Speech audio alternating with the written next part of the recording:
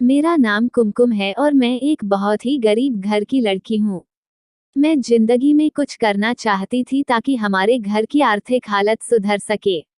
मेरे दो भाई हैं, दोनों मुझसे बड़े हैं। मेरे मम्मी पापा मजदूरी करके किसी तरीके से हमारा पेट पालते थे और बहुत ही कम उम्र से मेरे भाई भी काम पर लग गए थे।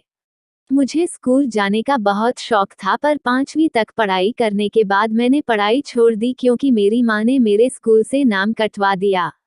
मैंने माँ से कहा था कि अगर मैं पढ़ लिख जाऊंगी तो हमारी हालत सुधर सकती है, पर मेरी माँ ने मेरी एक ना सुनी और 12 साल की उम्र में उन्होंने मुझे एक घर पर काम पर लगा दिया था। मैं जवान हो रही थी और मेरे मालिक के घर पर मेरे 60 साल के बूढ़े मालिक दीनाराम अपने बेटे बहू और पोते के साथ रहते थे। उनका पोता 14 साल का था, उसका नाम रवि था। वह मुझसे बस 2 साल का बड़ा था। कभी कभी मैं उसके साथ बात करती तो रवि की माँ गुस्सा हो जाती और कहती कि यह तो काम वाली है, रवि तुम इससे दूर रहा करो। पर फिर भी जब भी मौका मिलता रवि मुझसे बात करता। उसने मुझसे पूछा था कि तुम इतनी कम उम्र में पढ़ाई छोड़कर हमारे घर पर काम करने क्यों आई हो। मैंने कहा, हम बहुत गरीब हैं और मेरी माँ ने मुझे यहाँ पर काम पर लगा दिया। मेरा काम मेरे मालिक दीनाराम की सेवा करना था। मैं दिन भर इसी घर पर रहती और मालिक की सेवा करती थी। मालिक 60 साल के तो थे, पर देखने में 40-50 के लगते थे। उनका शरीर तो काफी हट्टा कट्टा था। 2 साल तक तो सब ठीक चला, लेकिन अब मैं जवान होने लगी थी।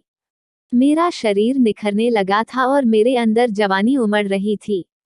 रवि भी अब बड़ा हो चुका था और जब कभी मौका मिलता तो मुझसे बात करता, पर उसकी माँ को बिल्कुल पसंद नहीं था कि हम दोनों आपस में बात करें। अगर वह देख लेती तो मुझे बहुत डांटते थी। एक दिन मुझे मेरे मालिक ने अपने कमरे में बुलाया और कहा, बेटा मेरे घुटने में आज बहुत दर्द हो रहा है। उन्होंने मुझे 50 रू दिए और कहा कि मेरे घुटने की अच्छे से मालिश कर दो।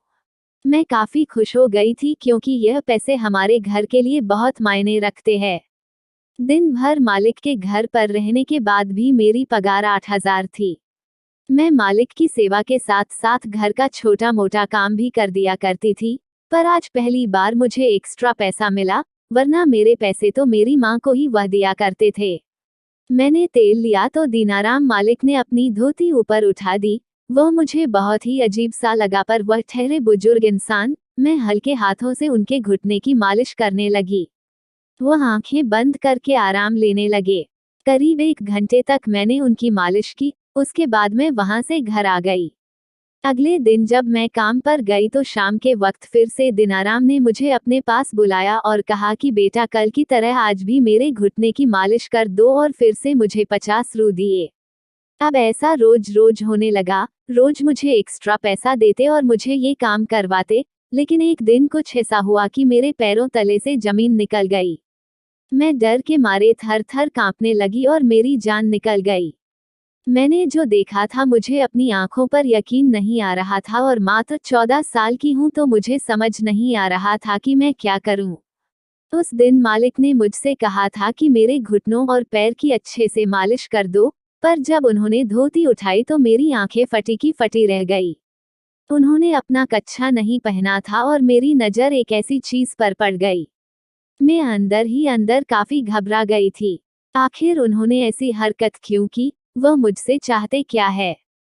अब मेरे दिमाग में शक घर करने लगा। कोई भी इंसान सिर्फ घुटने की मालिश के लिए इतने पैसे क्यों देगा? जरूर इसमें उसका गलत मकसद छुपा हुआ है। दिनाराम मेरी तरफ देखने लगा, शायद वह मेरा रिएक्शन नोट कर रहा था। उस वक्त मैं बहुत ज्यादा घबरा गई थी। मन कर रहा था कि वहां से अभी के अभी भाग जाऊं, पर मजबूरी में उस दिन मैंने उसके घुटने की और पैर की मालिश की। लेकिन उन्होंने अपनी धोती जिस तरह से उठाई हुई थी मुझे बहुत ही गंदा लग रहा था, और वह अजीबोगरीब आवाज करते रहे। किसी तरीके से 1 घंटा काटने के बाद मैं पसीने पसीने हो गई थी और दौड़ती हुई अपने घर पर चली गई। मैंने अपनी माँ से कहा कि माँ अब मैं यह काम नहीं करना चाहती। मैं रोने लगी थी। मेरी माँ ने कहा, इस घर में रहना है तो सबको काम करना पड़ेगा। ऐसा नहीं था कि हम बहुत गरीब थे, क्योंकि हम पांचों काम करते थे और हमारे घर पर टीवी फ्रिज सब कुछ था। हमें नीचे जमीन पर नहीं सोना पड़ता था क्योंकि हम पांचों की कमाई को जोड़कर हमारा घर अच्छे से चल जाता था। फिर भी मेरे माँ और पापा का लालच खत्म ही नहीं होता। मैं उन्हें बता नहीं पाई कि आज मेरे साथ क्या हुआ और अब मैं इस बात से डरने लगी थी कि मेरे साथ कुछ गलत ना हो। अगले 2 दिन मैं काम के बहाने घर से निकली तो थी, पर मैं काम पर नहीं गई और मैं इधर उधर काम ढूंढने लगी थी। मुझे जो भी काम मिल जाएगा मैं कर लूंगी, पर मैं दीनाराम के पास अब नहीं जाऊंगी। लेकिन अचानक ही रास्ते में मुझे रवि मिल गया और वह मुझसे पूछने लगा कि तुम 2 दिनों से काम पर क्यों नहीं आई। मैं पिछले 2 सालों से रवि को जानती हूँ और उसे अपना अच्छा दोस्त मानती हूँ। मैंने कहा, रवि मैं अब वहाँ काम नहीं करना चाहती। मैं दूसरे काम की तलाश कर रही हूँ, पर मेरी माँ को इस बारे में मालूम नहीं है, वरना वो मुझे डांट देगी। मेरी बात सुनकर रवि चौंक उठा और कहा कि आखिर क्या बात है, मुझे खुलकर बताओ कि तुम वहाँ काम क्यों नहीं करना चाहती। मैंने कहा, तुम्हारे दादाजी। कहकर मैं चुप हो गई थी। मैं इससे ज्यादा उसे कुछ नहीं बता सकती, क्योंकि मुझे खुद पर ही शर्म आ रही थी। उसने कहा, मेरे दादाजी बूढ़े हो चुके हैं, उनका दिमाग ठीक नहीं है, पर वह दिल के बहुत ही अच्छे हैं, वो बहुत ही नेक दिल है और हर वक्त गरीबों की मदद करने की सोचते हैं। वो तो हर महीने तुम्हारे नाम पर 2,000 जोड़ रहे हैं, तुम्हारे 2 साल का 48,000 अब तक जोड़ चुके हैं। जब तुम्हारी शादी होगी तो इस पैसे से वह तुम्हारी मदद करेंगे। बाकी वह थोड़े से खामख्याली है, अगर उनसे कोई गलती हो गई हो तो तुम उन पर ध्यान मत दिया करो और तुम कल से काम पर आ जाना। मैं घर वालों को कह दूंगा कि तुम्हारी तबीयत ठीक नहीं थी इसलिए तुम नहीं आई। अब मैं सोच में पड़ गई थी, हो सकता है कि मैं ज्यादा ही सोच रही हूँ। शायद दीनाराम उस दिन कच्छा पहनना भूल गए होंगे, बेचारे 60 साल के बूढ़े हैं। भले ही जवान दिखते हो, उन्हें ध्यान ही नहीं रहा होगा और मुझे अपनी पोती जैसा ही समझते होंगे। बेचारे मेरी शादी के पैसे भी जोड़ रहे हैं और मैं ही इतनी पागल हूँ कि उनके बारे में क्या क्या सोच लिया। अगले दिन से ही मैं फिर से काम पर जाने लगी और दीनाराम फिर से मुझे अपने पास बुला लेते और 50 देकर कहते कि मेरे घुटनों की मालिश कर दो।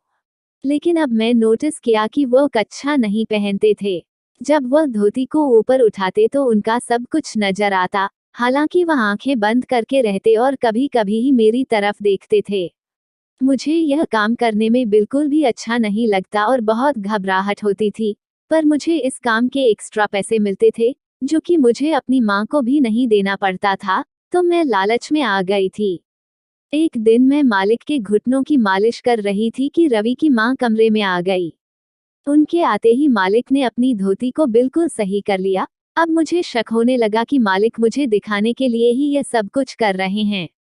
फिर भी मजबूरी में मैं रोज काम के लिए आ जाती थी, लेकिन 1 महीने बाद कुछ ऐसा हुआ कि मैं सारी रात चीखती रही, चिल्लाती रही, पर मेरी आवाज सुनने वाला घर पर कोई भी नहीं था। रवि अपनी मम्मी पापा के साथ शादी में गया हुआ था और रवि की माँ ने मेरी माँ को फोन करके कह दिया था कि हम 2 दिनों के लिए बाहर जा रहे हैं और आपकी बेटी को 2 दिनों तक हमारे घर पर रहकर मेरे ससुर जी की सेवा करनी पड़ेगी और घर का सारा काम करना पड़ेगा। उसके लिए अलग से मेरी माँ को 2,000 देगी और मुझसे कह दिया था कि घर का सारा काम कर देना, खाना बना देना और मालिक की अच्छे से देखभाल करना और तुम वहीं पर रात में रुक जाना। पर मुझे बिल्कुल भी सही नहीं लग रहा था और मैं बहुत ही घबरा रही थी। मैं रवि को बुलाकर भी कह दिया था कि मुझे बहुत घबराहट हो रही है। रवि ने कहा, मेरे दादाजी बहुत ही नेक दिल इंसान है, मैंने तुमसे कहा है ना कि तुम्हें डरने की कोई जरूरत नहीं है। वो तुम्हें अपने पोते की नज़र से देखते हैं। मैं रवि से कह नहीं पाई थी कि वो मेरे साथ रोज क्या करते हैं। उनकी गंदी हरकत से मैं परेशान हो चुकी थी और अब 2 दिन मुझे उनके साथ बितानी है। रवि और उसका परिवार चला गया, उनके जाते ही मैं रसोई में जाकर खाना बनाने लगी। खाना बनाते ही मालिक ने मुझे अपने पास बुला लिया। उसने कहा, बेटा आज मेरी तबीयत बहुत खराब है, आज तुम मेरे पूरे बदन की मालिश कर दो। उन्होंने 500 रू दिए और कहा, मेरी अच्छे से मालिश करो।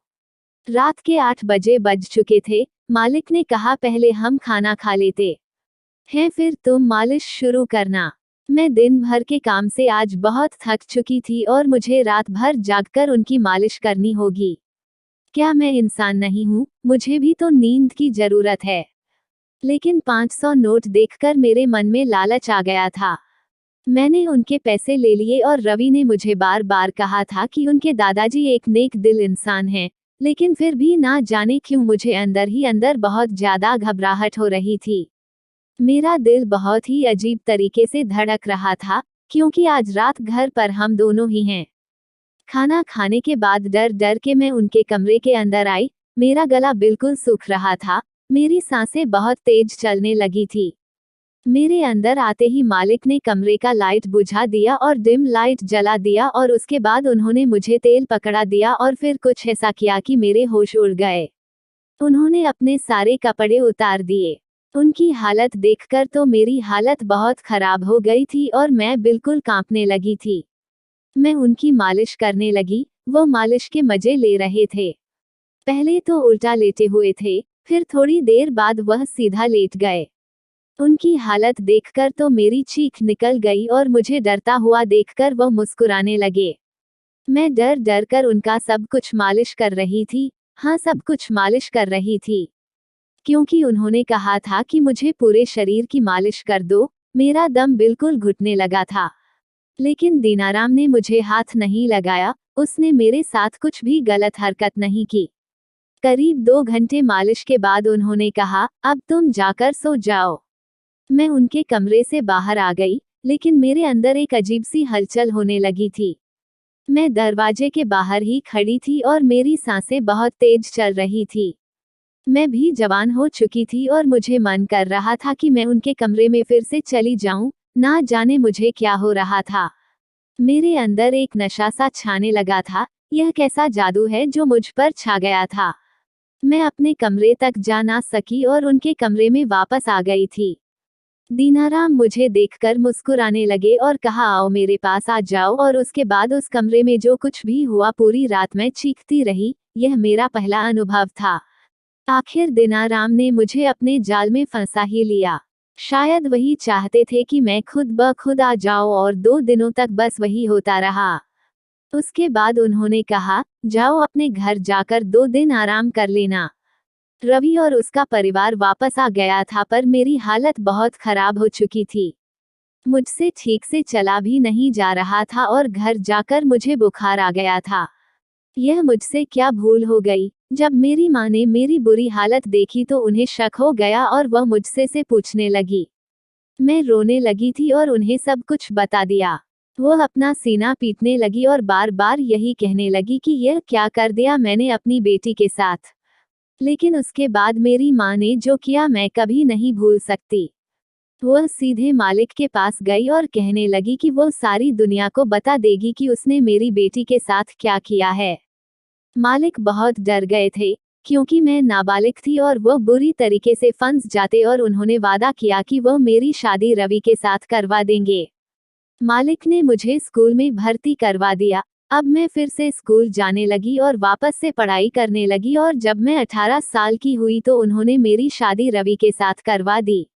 अब मेरी जिंदगी काफी सुधर गई है। जिस घर में मैं कभी नौकरानी थी वहां मालकिन बन गई हूँ। मेरी शादी के 1 साल के अंदर रवि के दादाजी की मौत हो गई। मुझे पता चला कि उसके दादाजी को कैंसर था और वह ज्यादा दिन के मेहमान नहीं थे। शायद इसी वजह से उन्होंने मेरे साथ रिश्ता बनाया था। शायद वह अपनी जवानी एक बार फिर जीना चाहते थे। मौत से पहले एक बार जिंदा होना चाहते थे। उन्होंने मेरे नाम पर ढेर सारी संपत्ति कर दी थी। मैंने रवि को कभी भी नहीं बताया था कि मेरे और उनके दादाजी के बीच क्या हुआ था, क्योंकि रवि अपने दादाजी को एक अच्छे इंसान समझते हैं और मैं यह सब कुछ बताकर उसे दुख नहीं पहुंचाना चाहती थी। पर मेरी जिंदगी में वह दिन मैं कभी नहीं भूल सकी और जब भी मुझे वह दिन याद आता, मुझे दीनाराम की याद आती। तो दोस्तों, अगर आपको यह कहानी पसंद आई हो तो कमेंट कर जरूर बताइए।